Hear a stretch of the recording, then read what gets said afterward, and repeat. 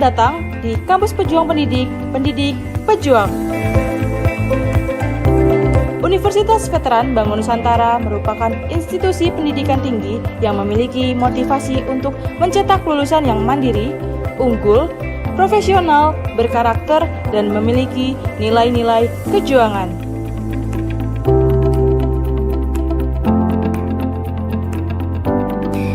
Saya Rektor Universitas Veteran Bangun Nusantara, Profesor Dr. Farida Nugrahani Magister Humaniora. Misi Universitas Veteran Bangun Nusantara adalah terwujudnya universitas yang unggul, berkarakter, mandiri, dan memiliki nilai-nilai kejuangan.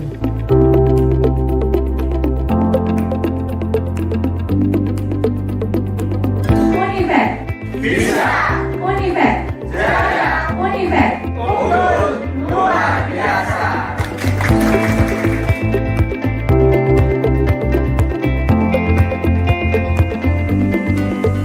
Kampus Universitas Veteran Bangun Nusantara terdiri dari 6 fakultas unggulan dan 1 program pasca sarjana. Univet Bantara memiliki peringkat ke-97 antar perguruan tinggi se-Indonesia, dilansir melalui website EduRank.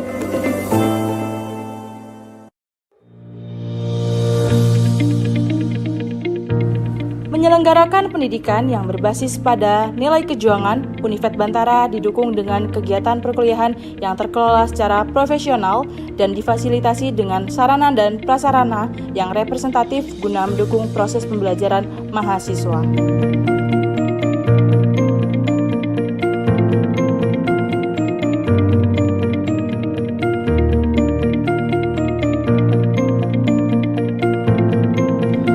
Univet Bantara secara intens melaksanakan penelitian guna menunjang pengembangan iptek dan sosial budaya sekaligus sebagai wadah untuk memberikan kompetensi serta keahlian khusus untuk mahasiswa dalam menyongsong masa depan yang penuh dengan tantangan. Bismillahirrahmanirrahim. Assalamualaikum warahmatullahi wabarakatuh.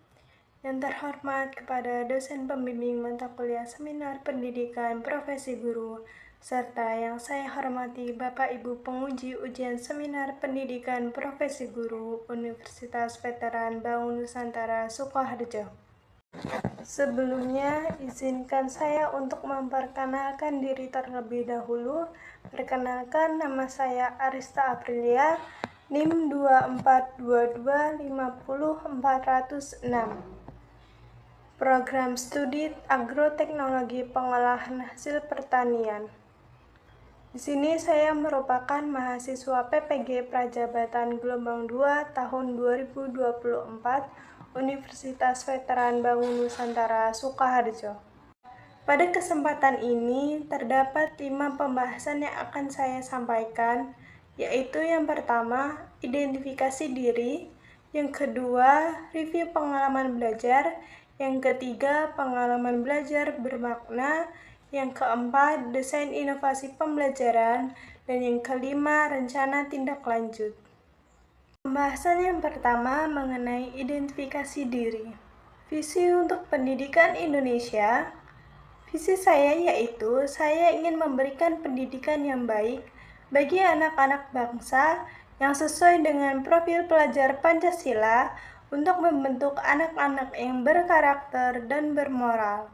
Kemudian, visi terhadap calon guru. Visi saya adalah saya ingin menjadi manusia yang bisa membawa manfaat untuk orang lain. Saya ingin menjadi guru yang mampu menciptakan pembelajaran yang berpusat kepada peserta didik, yang dapat memenuhi kebutuhan peserta didik, dan mampu mengikuti perkembangan zaman. Tentunya, untuk mewujudkan hal tersebut, ada beberapa hal yang akan saya lakukan.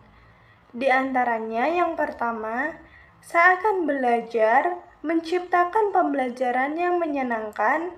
Yang kedua, saya akan belajar merancang pembelajaran yang sesuai dengan kebutuhan dan karakteristik peserta didik yang beragam. Yang ketiga, saya akan terus menggunakan media pembelajaran berbasis teknologi, dan selain itu, Saya juga akan belajar mengembangkan potensi dalam diri saya melalui kolaborasi dengan guru profesional, misalnya guru penggerak untuk berbagi ilmu praktik terbaik dan solusi-solusi yang inovatif. Selanjutnya, pembahasan kedua mengenai review pengalaman belajar selama mengikuti pembelajaran pendidikan profesi guru di Universitas Veteran Bangun Nusantara Sukoharjo. Saya telah mendapatkan banyak pengalaman belajar selama 2 semester ini. Tentunya, pengalaman tersebut sangat berguna bagi saya, serta memberikan manfaat dan wawasan bagi saya sebagai calon seorang guru profesional. Pengalaman tersebut saya peroleh melalui 12 mata kuliah yang telah saya pelajari, baik di semester 1 maupun di semester 2. Pada semester 1 terdapat 6 mata kuliah yang saya lalui, di antaranya pembelajaran berdiferensiasi, filosofi pendidikan Indonesia, pemahaman peserta didik dan pembelajarannya, inovasi kejuruan, PPL 1, prinsip pengajaran dan asesmen 1, dan kemudian pada semester 2 terdapat 6 mata kuliah yang saya lalui, di antaranya proyek kepemimpinan, pendidikan kewirausahaan, prinsip pengajaran asesmen 2, pembelajaran sosial emosional, PPL 2, dan juga seminar pendidikan profesi guru. Selanjutnya, pembahasan yang ketiga mengenai pengalaman pembelajaran bermakna. Berdasarkan proses pembelajaran yang telah saya pelajari di semester 2 maupun di semester 1, banyak pengalaman belajar yang saya dapatkan setelah mempelajari materi pada setiap mata kuliah. Pengalaman belajar ini merupakan hasil dari refleksi dari setiap mata kuliah yang telah saya pelajari. Sehingga saya memilih mata kuliah pembelajaran berdiferensiasi sebagai mata kuliah yang memberikan pengalaman bermakna bagi saya. Pada pengalaman belajar bermakna, pembelajaran berdiferensiasi ini, guru dapat menyesuaikan model, metode, materi, dan asesmen yang digunakan berdasarkan dengan kemampuan dan kebutuhan peserta didik yang berbeda-beda. Hal ini memungkinkan peserta didik untuk belajar dengan cara yang sesuai dengan minat, gaya, tingkat kemampuan, dan profil belajar peserta didik. Berdasarkan pengalaman belajar dari pembelajaran berdiferensiasi yang terdiri dari 4 topik, memiliki ciri khas di setiap topiknya. Dan ini bisa memberikan pengalaman baru bagi saya.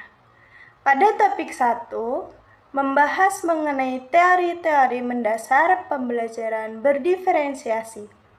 Pada topik 2, membahas mengenai aspek-aspek pembelajaran berdiferensiasi. Dan pada topik 3, membahas mengenai strategi pembelajaran berdiferensiasi. Dan pada topik 4, membahas tentang perancangan dan implementasi pembelajaran berdiferensiasi.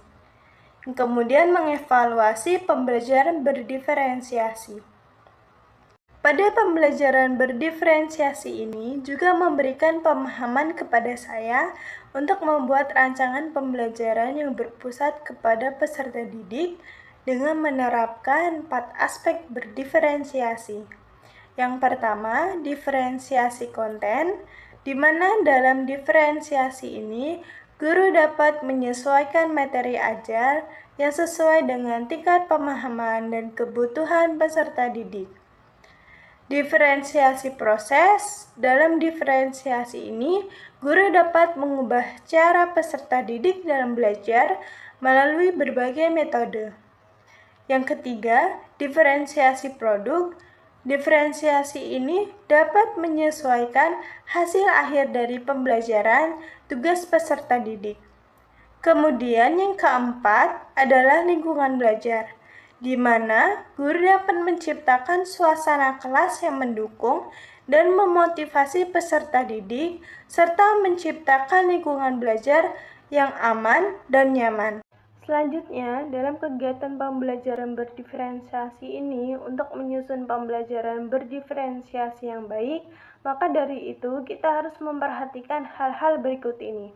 Yang pertama, mengenali karakteristik peserta didik.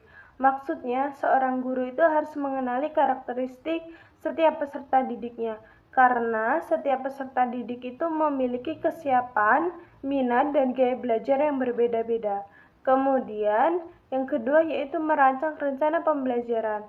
Maksudnya di sini seorang guru harus menyusun rencana pembelajaran dengan tahapan listen study, yaitu dengan plan, do, dan see. Jadi ada rencana-rencana pembelajaran untuk merencanakan tujuan ataupun strategi, metode, dan model pembelajaran yang akan diberikan. Untuk do adalah pelaksanakan kegiatan pembelajaran, dan yang terakhir itu see untuk kegiatan mengevaluasi pembelajaran yang sudah dilakukan. Selanjutnya, kita harus memperhatikan pengimplementasian model pembelajaran. Jadi, seorang guru harus memperhatikan model atau strategi pembelajaran yang akan diberikan kepada peserta didiknya supaya nantinya bisa mencapai tujuan pembelajaran yang sudah ditentukan sebelumnya. Nah, untuk tahapan terakhir dalam pengimplementasian pembelajaran berdiferensiasi itu, yaitu melakukan refleksi pembelajaran. Maksudnya, di sini seorang guru dapat melakukan evaluasi pembelajaran guna mengetahui kekurangan ataupun treatment-treatment yang kurang dari kegiatan pembelajaran yang sudah dilakukan. Nah, dengan adanya refleksi ini juga, seorang guru akan mengetahui keinginan-keinginan belajar peserta didik ke depannya. Jadinya, kita bisa menyesuaikan keinginan belajar peserta didik yang mereka minta untuk pelaksanaan pembelajaran selanjutnya. Selanjutnya, pengalaman belajar bermakna pada mata kuliah pembelajaran berdiferensiasi, yaitu terdapat pada topik 4, yang membahas tentang rancangan dan implementasi pembelajaran berdiferensiasi. Pada topik ini, saya dapat mempelajari langkah awal untuk menerapkan pembelajaran berdiferensiasi, di antaranya memetakan peserta didik dan mencari informasi terkait peserta didik. Selain itu, saya juga dapat belajar bagaimana mempersiapkan modul ajar dengan penerapan pembelajaran berdiferensiasi. Kemudian, modul ajar yang telah saya siapkan, saya implementasikan pada kegiatan PPL 1 di kelas 10 APHP SMK Negeri 2 Sukoharjo, di mana pembelajaran berdiferensiasi tersebut yaitu penerapan berdiferensiasi proses. Beberapa artefak pembelajaran yang terdapat pada pembelajaran diferensiasi ini.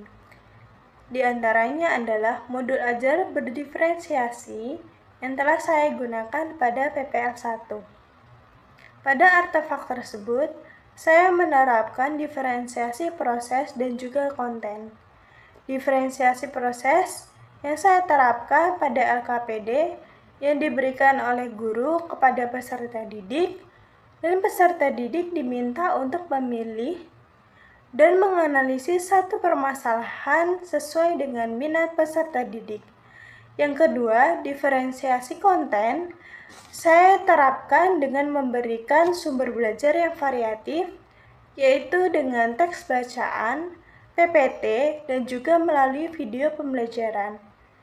Kedua diferensiasi tersebut dapat mempermudah peserta didik untuk menyesuaikan materi pembelajaran sesuai dengan kebutuhannya, sehingga peserta didik akan lebih mudah untuk memahami materi pembelajaran yang disampaikan. Selanjutnya, pada artefak ini, saya membuat modul ajar pada materi teknik penggaraman pada topik proses kimia dan biokimia yang dilakukan pada kelas 10 fase E. Setelah menyusun modul ajar, kemudian saya mengimplementasikannya pada kegiatan pembelajaran di kelas. Berikut merupakan foto-foto yang dapat saya dokumentasikan pada kegiatan tersebut.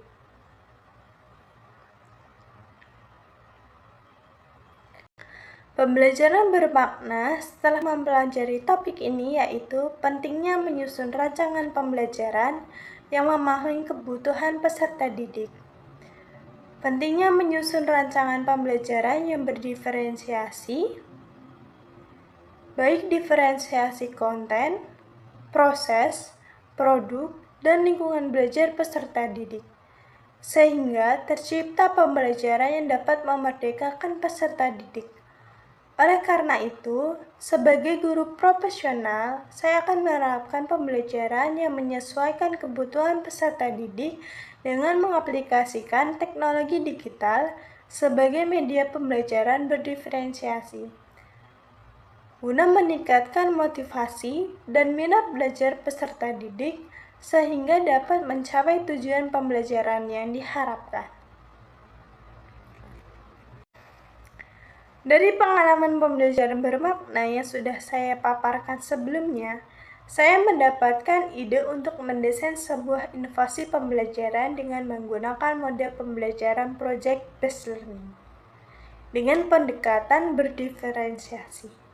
Yang pertama, diferensiasi konten, yaitu guru menyampaikan materi dengan bantuan PPT, video, ceramah, teks bacaan, dengan harapan dapat memenuhi kebutuhan gaya belajar peserta didik yang berbeda-beda. Yang kedua, diferensiasi proses, yaitu peserta didik diberikan kebebasan untuk memilih rencana proyek yang akan dilakukan sesuai dengan minat peserta didik, sehingga kegiatan praktik dapat menyesuaikan dengan proyek yang dipilih oleh peserta didik. Diferensiasi yang ketiga yaitu diferensiasi produk, yaitu produk yang dihasilkan peserta didik berbeda, serta penyusunan laporan yang bervariatif, bisa berbentuk video, infografis, PPT, dan sebagainya, sesuai dengan minat, gaya belajar, dan kreativitas peserta didik. Selain menggunakan pendekatan berdiferensiasi, saya juga menerapkan pendekatan CRT yang ada pada langkah kegiatan pembelajaran, LKPD, dan kegiatan praktik itu sendiri. Hal ini saya hubungkan dengan makanan khas dari Jawa Tengah dengan tujuan untuk mengaitkan materi ajar pada pengalaman dan budaya peserta didik. Dengan adanya penerapan pembelajaran berdiferensiasi dan kegiatan pembelajaran berbasis budaya dapat memberikan manfaat yang bermakna besar bagi peserta didik. Selanjutnya, desain pembelajaran ini terdapat pada fase E kelas 10 dengan materi pokok, bahan tambahan pangan, dan penggunaannya memiliki beberapa tujuan. Yang pertama, setelah mempelajari materi tentang penggunaan bahan tambahan makanan atau BTM dengan model pembelajaran project-based learning, peserta didik mampu mengidentifikasi jenis-jenis bahan tambahan dengan benar. Yang kedua, setelah melakukan diskusi dengan teman kelompok melalui model pembelajaran project-based learning, peserta didik mampu menganalisis fungsi dan pengaruh penggunaan BTM dengan benar. Yang ketiga, setelah melakukan diskusi dengan teman sekelompok melalui model pembelajaran project-based learning, peserta didik mampu merencanakan dan membuat produk pangan dengan bertambahan BTM sesuai fungsi melalui praktik terbatas. Selanjutnya, desain pembelajaran ini terdapat pada fase E kelas 10 dengan materi pokok, bahan tambahan pangan, dan penggunaannya. Memiliki beberapa tujuan. Yang pertama, setelah mempelajari materi tentang penggunaan bahan tambahan makanan atau BTM dengan model pembelajaran Project Based Learning, peserta didik mampu mengidentifikasi jenis-jenis bahan tambahan dengan benar. Yang kedua, setelah melakukan diskusi dengan teman kelompok melalui model pembelajaran Project Based Learning, peserta didik mampu menganalisis fungsi dan pengaruh penggunaan bahan tambahan dengan benar. Yang ketiga, setelah melakukan diskusi dengan teman sekelompok melalui model pembelajaran Project Based Learning, peserta didik mampu merencanakan dan membuat produk dengan bahan tambahan makanan sesuai fungsinya melalui praktik terbatas dengan benar. Pembelajaran berdiferensiasi pada modul ini terdapat pada kegiatan inti.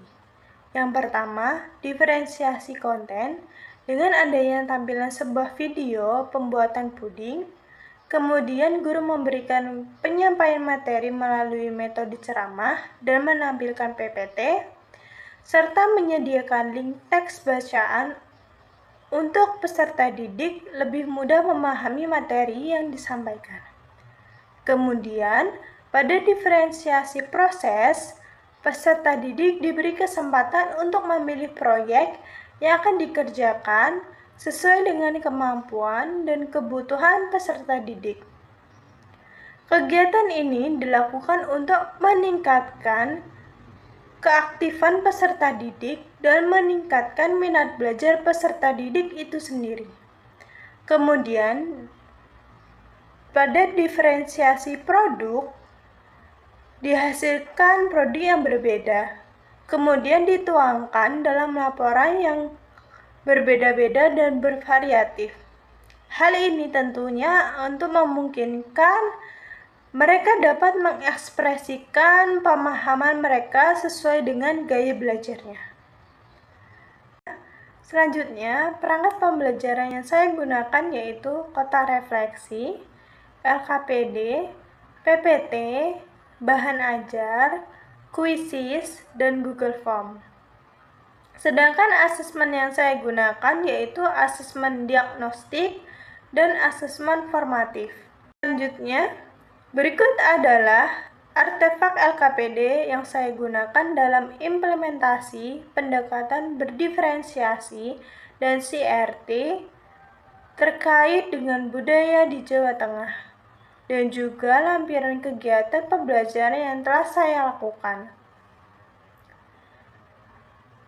Selanjutnya, berikut adalah artefak LKPD yang saya gunakan dalam implementasi pendekatan berdiferensiasi dan CRT terkait dengan budaya di Jawa Tengah, dan juga lampiran kegiatan pembelajaran yang telah saya lakukan.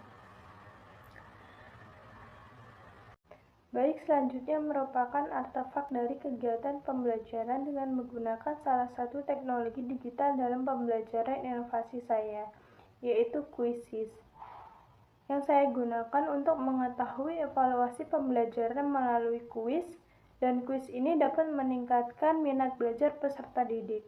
Peserta didik yang umumnya merasa takut ketika diberikan latihan soal, namun karena dengan media berbasis game, seperti Quizzes, peserta didik merasa tidak takut lagi untuk menghadapi penilaian. Justru mereka merasa lebih bersemangat dan merasa lebih senang untuk menghadapi penilaian tersebut. Berikut adalah artefak hasil diferensiasi produk dengan pendekatan CRT.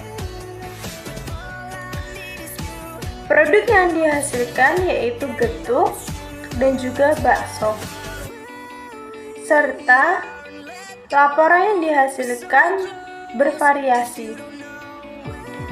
Ada yang berbentuk video, kemudian ada yang berbentuk PPT, kemudian ada yang berbentuk infografis.